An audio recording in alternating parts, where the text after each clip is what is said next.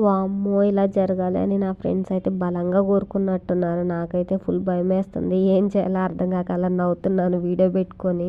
ఈరోజు మార్నింగే వాళ్ళైతే నన్ను అడిగారు, రూమ్‌లో ఒక్కదానివే ఉంటావు. నీకు అసలే చీకటంటే భయం. పవర్ పోతే ఏం చేస్తావు అని చెప్పి నేను ఏవేవో చెప్పాను.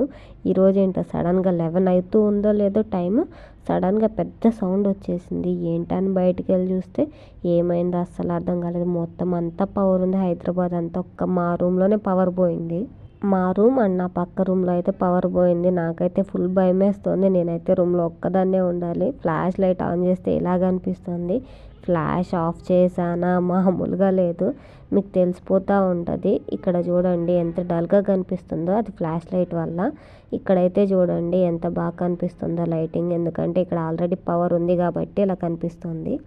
ఇక్కడ పవర్ లేదు, ఫ్లాష్ లైట్ కాబట్టి ఇలా డల్‌గా కనిపిస్తుంది. నాకైతే మస్తు భయమేసింది అసలైతే.